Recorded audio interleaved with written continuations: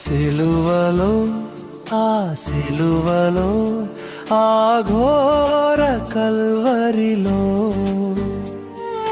తులువల మధ్యలో వ్రేలాడిన యేసయ్యా, తులువల మధ్యలో వ్రేలాడిన యేసయ్యా, వెలి అయిన యేసయ్యా, బలి అయిన యేసయ్యా, నిలువెల్ల నలిగితివా, నీవెంతో అలసితివా.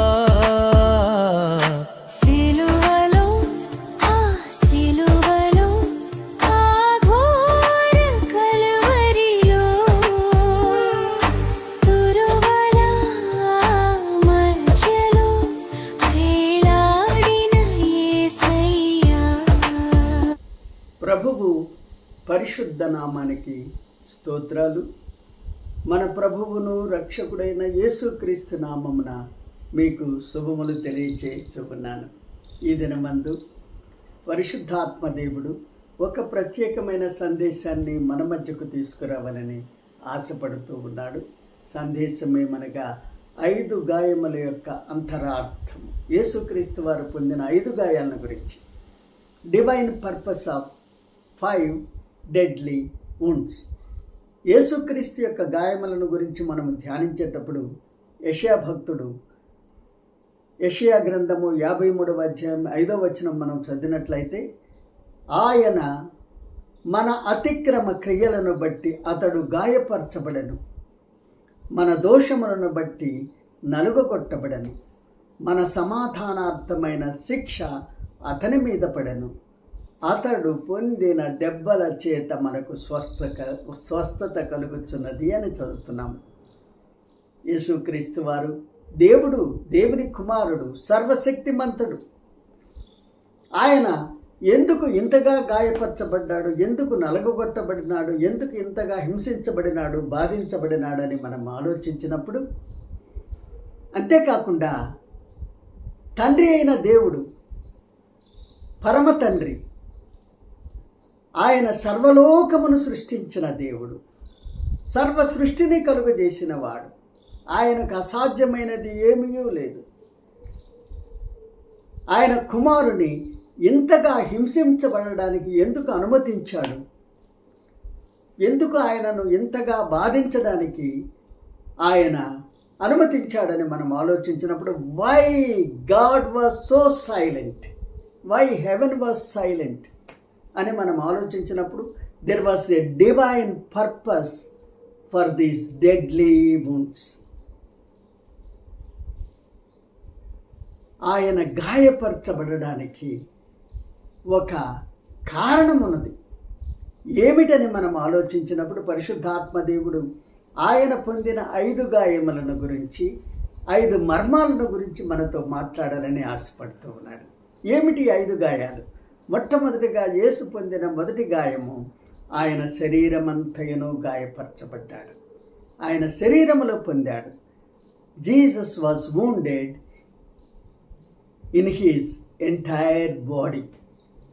లూకా సువార్త 22వ అధ్యాయం 44వ వచనం మనం చదివినట్లయితే, లూకా 22:44, ఆయన వేదన పడి మరింత ఆతురముగా ప్రార్థన చేయగా ఆయన చెమట నేల పడుచున్న రక్త బిందువుల వలె ఆయను అని చదువుతున్నాము.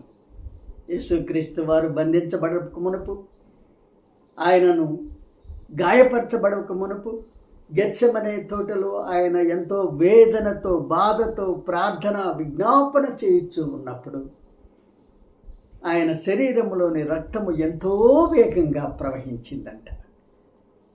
ఆ వేగమునకు రక్త నాళములు పగిలి రక్తము చెమట గ్రంథుల కింద నేలపడిపోయిందంట.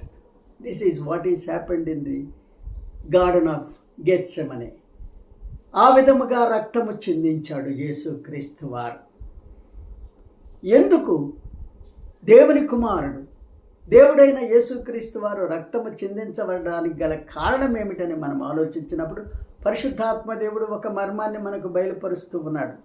ఏమిటి మర్మం అనగా, హెబ్రీయులకు రాసిన పత్రిక 9వ అధ్యాయం 22వ వచనం మనం చదివినట్లయితే, ధర్మశాస్త్ర ప్రకారము సమస్త వస్తువులు రక్తము చేత శుద్ధి చేయబడుననియు, రక్తము చిందింపకుండా పాప క్షమాపణ కలుగుదనియు, రక్తము చిందింపకుండా పాప క్షమాపణ కలుగుదనియు సామాన్యముగా చెప్పబడును.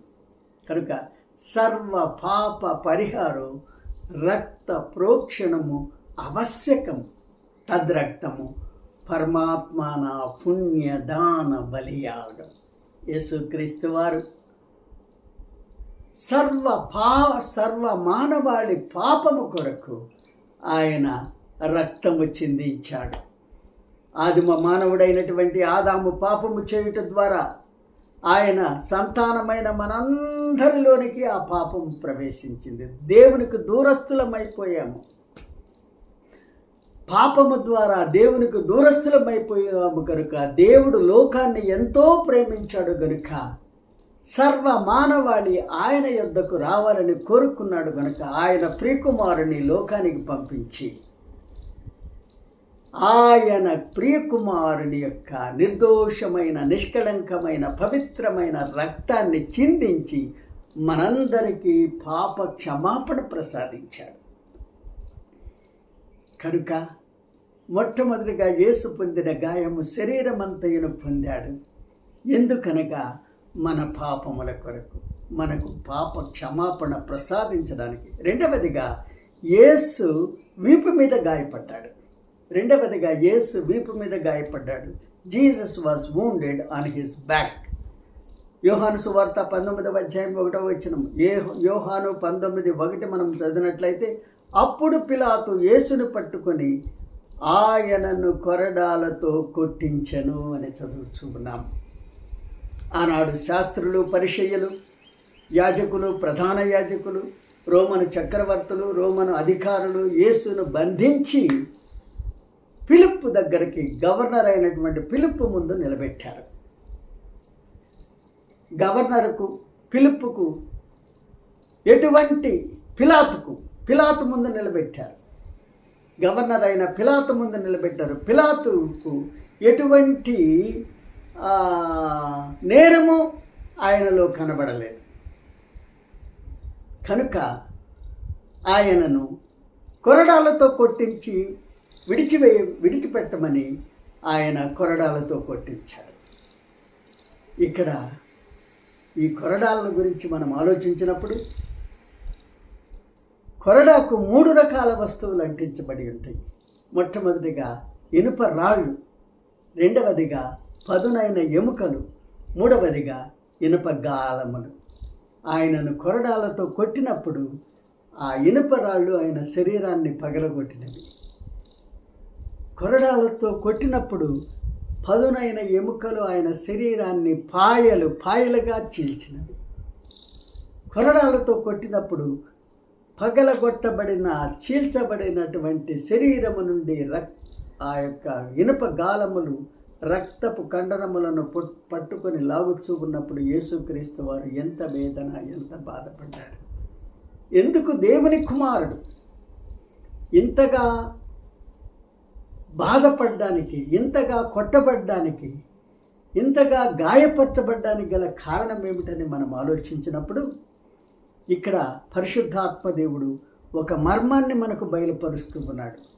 అదేమిటనగా యెషయా గ్రంథము 53వ అధ్యాయము 5వ వచనం ఏమని చెప్తున్నదంటే, ఆయన పొందిన దెబ్బల చేత మనకు స్వస్థత కలుగుచున్నది.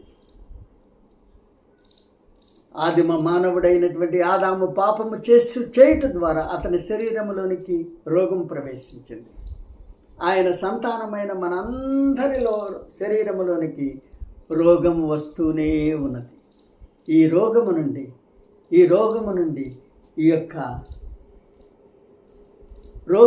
మనకు విడుదల, విమోచన ప్రసాదించడానికి, సకల విధమైన జబ్బుల నుండి మనకు విడుదల, విమోచన ప్రసాదించడానికి దేవాది దేవుని కుమారుడి లోకానికి దిగివచ్చి ఆయన కొరడాలతో కొట్టించుకున్నాడు కనుక ఆయన పొందిన దెబ్బల చేత మనకు స్వస్థత కలుగుతున్నది. నా ప్రియ సహోదరి, నా ప్రియమైన సహోదరుడు, ఎవరైతే యేసుని సొంత రక్షకునిగా అంగీకరించారో ఆయన పొందిన దెబ్బలను తమ మనోనేత్రాలతో చూడగలుగుతున్నారు, వారందరికీ సకల విధమైన రోగాల నుండి స్వస్థత కలిగించే దేవుడై ఉన్నాడు. మూడవదిగా, యేసు తలలో గాయపరచబడ్డాడు. యేసు తలంతయును గాయపరచబడ్డాడు. Jesus was wounded in his head. యోహాను సువార్త 19వ అధ్యాయం 2వ వచనం మనం చదివినట్లయితే, సైనికులు ముళ్ళతో కిరీటము అల్లి ఆయన తల మీద పెట్టారంట. ఊదారంగు వస్త్రమును ఆయనకు తొడిగించి ఆయన యొద్దకు వచ్చి, యూదులు రాజా శుభమని చెప్పి ఆయనను అరచేతులతో కొట్టిరి అని చదువుతూ ఉన్నాము. సైనికులు ముళ్ళతో కిరీటము అల్లి ఆయన తలపై పెట్టి, యూదులు రాజువు కదా, నీకు ఒక కిరీటం ఉండాలని అపహసించారు. ఈ కిరీటం ఊరికి రాలేదండి. పాలస్తీనాలో 24 రకాల ముళ్ళుంటాయి. ఆ 24 రకాల ముళ్ళలో పొడవైన, పదునైన, విషపూరితమైన ముళ్ళు ఎన్నుకున్నారంట. ఎన్నుకొని ఆ యొక్క ముళ్ళతో ఒక కిరీటం వల్లే ఆయన తలపై పెట్టి ఉట్టినప్పుడు అసంఖ్యాకమైన గాయాలు ద్వారా రక్తము కళ్ళల్లోకి, చెంపల్లోకి కారుచూ ఉన్నప్పుడు యేసు ఎంతగా వేదన పడ్డాడు, ఎంతగా బాధపడ్డాడు. ఎందుకు దేవుని కుమారుడు ఇంతగా గాయపరచబడడానికి, తలలో గాయపరచబడడానికి గల కారణం ఏమిటని మనం ఆలోచించినప్పుడు, లేక ఈ ముళ్ళు ఈ లోకములోనికి ఎప్పుడు వచ్చినాయి అని మనం ఆలోచించినప్పుడు, ఆదికాండము 3వ అధ్యాయము 17వ వచనం, 17, 18 వచనాలు చదివినట్లయితే, ఆయన ఆదాముతో, దేవుడు అంటున్నాడు ఆదాముతో, నీవు నీ భార్య మాట విని తినవద్దని నేను నీకు ఆజ్ఞాపించిన వృక్ష ఫలములను తింటివి కనుక నీ నిమిత్తమై ఈ నేల శపించబడినది. శపించబడిన ఈ నేలల నుండి ముళ్ళ పొదలు, ముళ్ళ తుప్పలు, గచ్చ పొదలు బయటకు వస్తాయి అని చెప్పాడు. నా ప్రియ సహోదరి, నా ప్రియమైన సహోదరుడా, ఆదాము పాపము చేయుట ద్వారా శాపం అతని మీదకి వచ్చింది. ఆ శాపము ఆయన సంతానమైన మనందరి మీదకి వస్తూ ఉన్నది.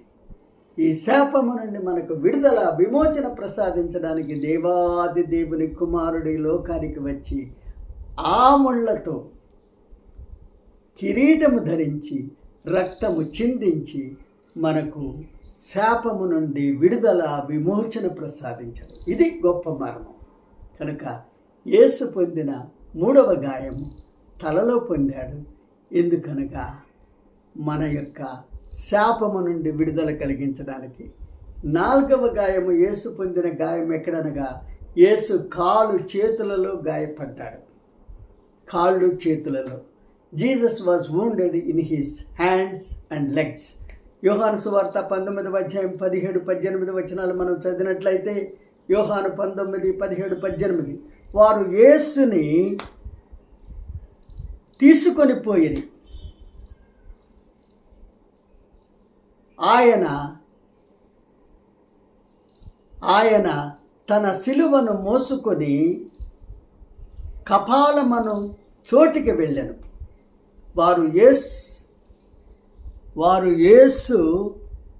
యేసును కొనిపోయిరి. ఆయన తన సిలువను మోసుకొని కపాలమను చోటికి వెళ్ళాను.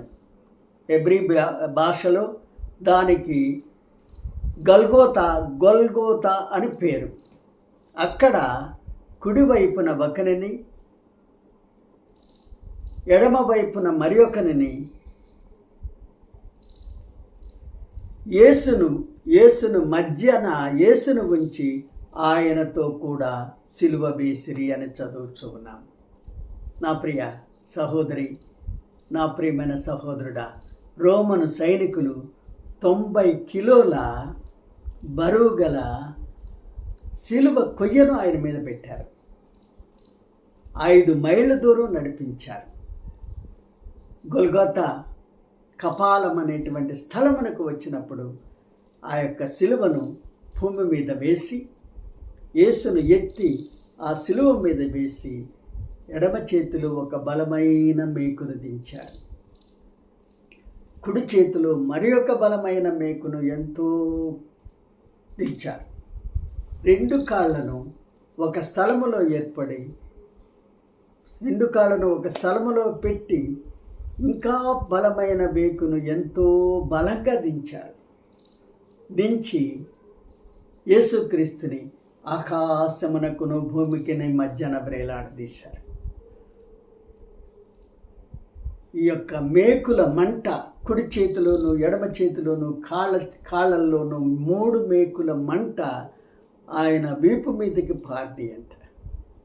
పారగా ఆయన శరీరము గడగడ వణికిపోయినది. ఎంతగా వేదన పడ్డాడు, ఎంతగా బాధపడ్డాడు యేసుక్రీస్తు వారు. ఎందుకు యేసుక్రీస్తు వారు సిలువ వేయబడ్డాడు, ఎందుకు కాళ్ళల్లోనూ చేతుల్లోనూ గాయపరచబడ్డాడని మనం ఆలోచించినప్పుడు, ఎందుకనగా ఇంత నీచాతి నీచమైన సిలువ శిక్ష ఎందుకు భరించాడు గనుక అనగా యేసు మన స్థానములో మనము పాపము చేసాము గనుక శాపం మన మీదకి వచ్చింది, రోగం మన శరీరంలో ప్రవేశించింది, మనము శిక్షకు పాత్రులమయ్యాము. ఏమిటి ఆ శిక్ష అనగా నరకానికి పోవలసినటువంటి శిక్ష. ఆ నరకానికి పోకుండా ఆ పరలోక ద్వారాలు మనకు తెరవబడ్డానికి యేసుక్రీస్తు వారి లోకానికి వచ్చి మన స్థానంలో మనము పొందవలసిన శిక్ష ఆయన పొందాడు. మన కాళ్ళల్లోనూ చేతుల్లోనూ గాయపరచబడ్డానికి బదులు ఆయన కాళ్ళల్లోనూ చేతుల్లోనూ గాయపరచబడ్డాడు. మన స్థానములో ఆయన గాయపరచబడు. ఒక కవి ఈ విధంగా అంటున్నాడు, నా పాపము బాప నరరూపివైనావా, నా శాపము మాప నలిగి వ్రేలాడితివా, నాకు చాలిన దేవుడవయ్యా. ఎందుకు? నా స్థానములో నీవు, నేను పొందవలసిన శిక్ష నువ్వు పొందావు, నా కాళ్ళల్లోనూ చేతుల్లోనూ పొందవలసిన గాయాలు నువ్వు పొందావని ఆ కవి పాడుచూ ఉన్నాడు. నా ప్రియ సహోదరి, నా ప్రియమైన సహోదరుడా, యేసుక్రీస్తు వారు పొందిన 4వ గాయము కాళ్ళు చేతులలో. ఎందుకనగా మన స్థానములో పొందాడు, మనం పొందవలసిన శిక్ష ఆయన పొందాడు. 5వదిగా యేసు ప్రక్కలో గాయపడ్డాడు. Jesus was wounded on his side. యేసు ప్రక్కలో గాయపరచబడ్డాడు. యోహాను సువార్త 19:34 మనం చదివినట్లయితే 19:34 సైనికులలో ఒకడు ఈటతో ఆయన ప్రక్కన పొడిచెను, వెంటనే రక్తమును నీరును కారెను అని చదువుతూ ఉన్నాం. యేసు సిలువలో చనిపోయాడా లేక బ్రతికి ఉన్నాడా అని ఒక సైనికుడు పరీక్షించడానికి తన చేతిలో ఉన్న బల్లెము తీసుకొని ఆయన ప్రక్కలో పొడిచాడు. ప్రక్కలో పొడవగానే రక్తమును నీరును ఏకదాటిగా ప్రవహించిందని చదువుతూ ఉన్నాము. ఎందుకు ఈ సైనికుడు ప్రక్కలో పొడిచాడు? ఎందుకు రక్తము నీరు కారడానికి గల కారణం ఏమిటని మనము పరిశీలించినట్లయితే ఇక్కడ పరిశుద్ధాత్మ దేవుడు ఒక మర్మాన్ని మనకు బయలుపరుస్తూ ఉన్నాడు. ఏమిటి ఆ మర్మం అనగా, ఆదిమ మానవుడైనటువంటి ఆదాము పాపము చేశాడు. ఆదిమ మానవుడైనటువంటి ఆదాము యొక్క భార్య హవ్వ తినవద్దన ఫలములను తిని పాపము చేసింది. ఆమె ఆత్మీయంగా మరణించింది. కనుక ఆమె తిరిగి జన్మించాలి. అనగా ఇక్కడ స్త్రీ సంఘానికి సాదృశ్యంగా ఉన్నది. కనుక సంఘము తిరిగి జన్మించాలంటే రక్తమును నీరును ఏకదాటిగా ప్రవహించాలి. ఒక తల్లి గర్భములో గాయపరచబడి రక్తమును నీరును ఏకదాటిగా ప్రవహించినప్పుడు కుమార్తె ఏ విధముగా బయటికి వస్తూ ఉన్నదో అదే విధముగా యేసు ప్రక్కలో గాయపరచబడినప్పుడు రక్తమును నీరును ప్రవహించుచున్నప్పుడు ఈ సంఘం అనేటువంటి కుమార్తె జన్మించింది. ఆ సంఘం అనే కుమార్తె ఈనాడు పెండ్లి కుమార్తెగా ఎదుగుచూ ఉన్నది. ఆయన కార్చిన రక్తములో తమ పాపములను కడుక్కొనుచున్నది. ఆయన కార్చిన నీటి ద్వారా బాప్తిస్మం పొందుచున్నది. పాపములో మరణించి పరిశుద్ధతలో పైకి లేస్తూ ఉన్నది. యేసు ఈ లోకానికి అనుగ్రహించిన పరిశుద్ధాత్మ ఫలములను వరములను పొంది ఇప్పుడు పెండ్లి కుమార్తె సిద్ధపడుచూ ఉన్నది. నా ప్రియ సహోదరి, నా ప్రియమైన సహోదరుడా, కనుక యేసుక్రీస్తు వారు రెండవసారి లోకానికి వచ్చేటప్పుడు ఈ పెండ్లి కుమార్తె ఆయనను ఎదుర్కోవడానికి సిద్ధపడుచూ ఉన్నది. కనుక యేసు పొందిన 5వ గాయము ప్రక్కలో పొందాడు. ఎందుకనగా పెండ్లి కుమార్తె సంఘానికి జన్మనివ్వడానికి. ఆయన పొందిన గాయము ద్వారా రక్తమును నీటిలో ప్రవహించుతున్నప్పుడు ఈ యొక్క కుమార్తె జన్మించింది. కనుక ఇప్పుడు if you accept Jesus Christ as your saviour and if you accept his holy wounds and washed by the blood of Jesus Christ and baptized by the water,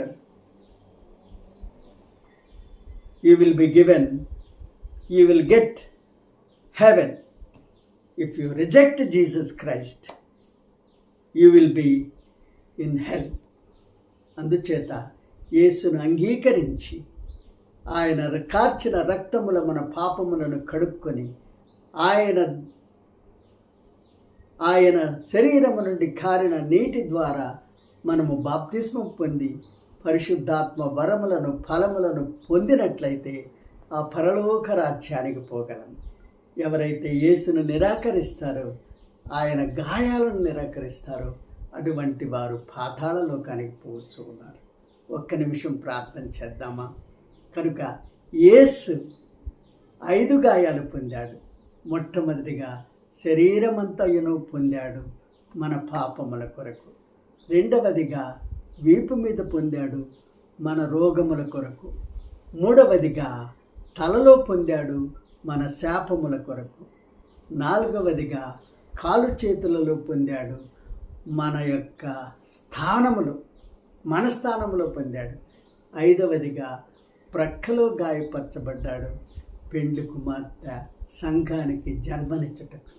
కనుక ఒక్క నిమిషం ప్రార్థన చేద్దాం. పరిశుద్ధుడా, ప్రేమ కలిగిన తండ్రి, దయగల ప్రభువా, ఈ యొక్క శర్మన్ను, ఈ యొక్క సందేశాన్ని వినుచున్న ప్రతి బిడ్డను ఆశీర్వదించండి. ప్రతి ఒక్కరూ నిన్ను అంగీకరించి, వారి రక్షకునిగా నిన్ను అంగీకరించి, మీరు కార్చిన రక్తము ద్వారా తమ పాపములను కడుక్కొని తన శాపముల నుండి విడుదల పొంది రోగముల నుండి స్వస్థత అనుగ్రహించబడి, అయ్యా ఆ శిక్ష నుండి తప్పించుకొని ఆ పరలోక రాజ్యానికి పోయేటువంటి కృప ప్రతి ఒక్కరికి దయచేయమని మా ప్రభువును మా రక్షకుడైన యేసుక్రీస్తు పరిశుద్ధ నామమును అడిగి వేడుకొనుచున్నాము తండ్రి. ఆమేన్, ఆమేన్, ఆమేన్. దేవుడు మనల్ని దీవించును గాక.